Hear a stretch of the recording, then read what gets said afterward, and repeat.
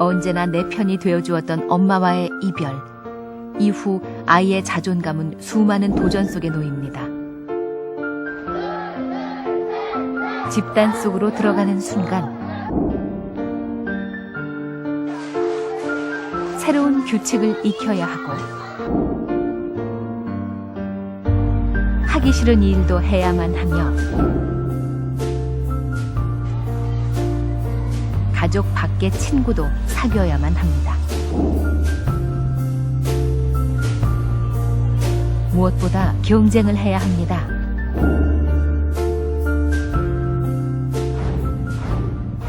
이런 변화된 환경은 한마디로 자존감의 시험대와도 같습니다. 외부 자극을 이겨내는 힘이 있느냐 없느냐는 바로 그 아이의 자존감이 결정합니다.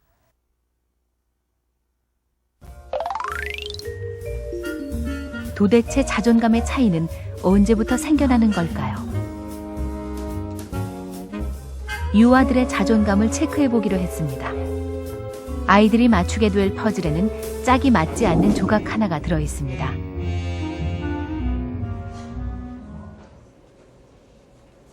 첫 아이가 들어옵니다. 이 정도의 나이만 돼도 아이들은 이미 자신만의 자존감이 형성된 상태. 퍼즐을 본 아이는 흥미를 보입니다.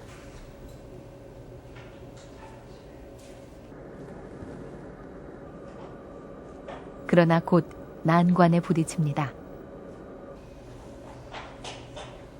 어른이 한다 해도 이건 이미 불가능한 과제입니다. 절대로 맞출 수 없는 짝을 넣어놨으니까요. 아이들은 처음에는 이상해하다 곧 불안해하고 스트레스를 받기 시작합니다.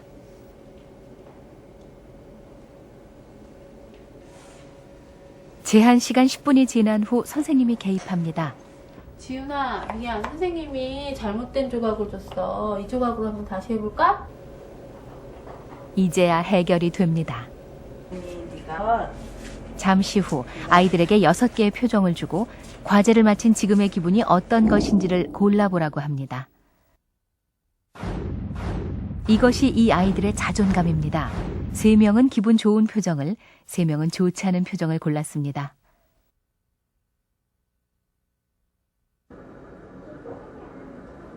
무엇이 그런 차이를 만들어낸 걸까요? 그게 들어갈 때가 이번에는 없네. 엄마와 함께 맞춰보게 했습니다. 역시 불가능한 과제입니다. 엄마의 태도 차이가 혹 좀 전에 자존감 차이와 연관이 있는 것은 아닌지를 알아보려는 겁니다.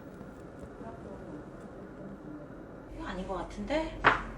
아이의 엄마는 아이가 퍼즐을 맞추지 못하자 참지 못하고 방법을 가르쳐주려 애를 씁니다. 진짜 반대로 이 엄마는 아이가 끝까지 해보도록 기다려주고 있군요. 이 엄마 역시 끈기 있게 기다려주고 있습니다.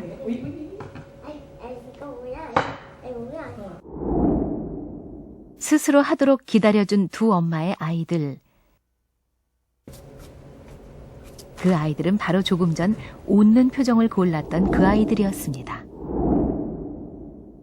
양육 태도와 아이들의 자존감이 일치했던 겁니다.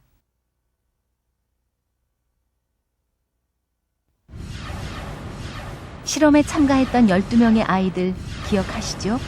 이 아이들의 자존감과 부모와의 연관은 어떨까요? 학교에서 무슨 일 있었니? 부모의 역할을 해보았던 역할극. 이때 아이들이 대신 보여준 부모의 태도는 크게 3가지 방식입니다. 세상 모든 부모들의 방식이기도 하지요. 그렇게 나쁘다고 한 건 나쁜 거야. 네가 잘못을 하니까 걔가 네 이름을 적은 거 아니야. 나중에 너 공부 제대로 안 하면 평생 못 살아. 아무리 그래도 선생님이 나쁘다 그러면 안 되지. 비판하기. 부모들이 흔히 취하는 태도입니다. 그러면 네가 선생님을 기쁘게 해드려봐. 친구들하고 같이 놀면은 친구들이 널 좋아하잖아. 그럼 반장 뽑을 때도 널 잘 뽑지 않을까? 이 역시 부모들이 쉽게 보이는 태도지요.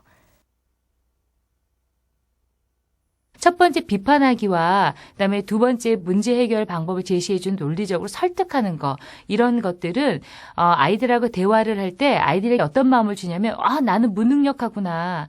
나는 정말 나쁜 아이네. 내가 할 수 있는 일이란 없네. 이런 마음을 주기 때문에 아이들의 자존감에 손상을 좀 줄 수 있게 되어집니다. 떠드는 애들 이름이나 적고 네가 잘못한 거 아니야? 평생 못 살아. 걔만 이뻐한다니까. 선생님은 어른이니까. 웃기든지 뭐 청소도 안 시켜. 친구들이 널 좋아하잖아. 네가 한번 반장이 돼봐.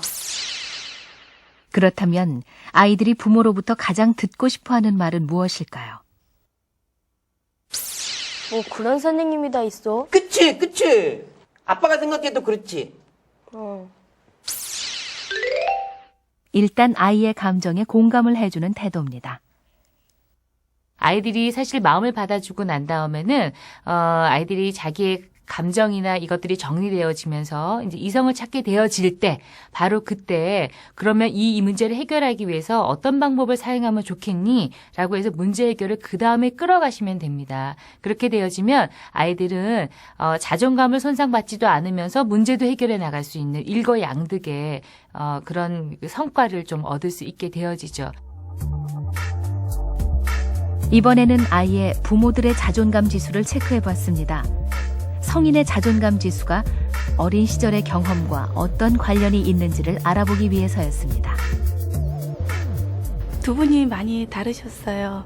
아버지는 따뜻하고 정이 많으셔서 늘 항상 함께 놀아주시고 어머니께서는 좀 무뚝뚝하시면서 아들, 딸 차별을 많이 하셨어요. 많이 교육을 시켰어요. 앉혀놓고. 공부를 잘하고 못한 거에 대해서 결과 가지고는 저한테 한 번도 말씀하신 적이 없어요. 아동기 경험은 그대로 그들의 자존감 지수에 나타났습니다. 부모 경험이 좋은 경우 어김없이 성인이 된 지금도 자존감이 높았습니다.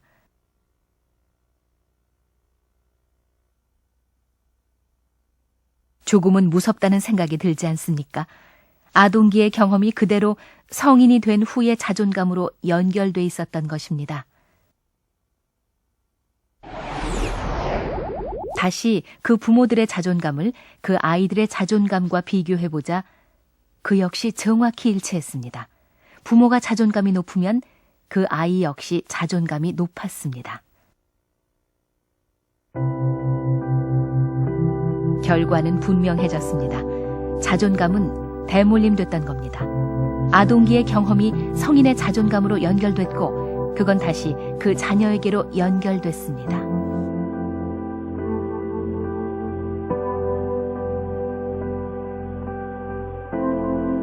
갓 태어난 상태의 자존감은 완벽하게 차 있거나 완벽하게 비어 있는 상태가 아닙니다. 대단히 가변적인 상태라는 거지요.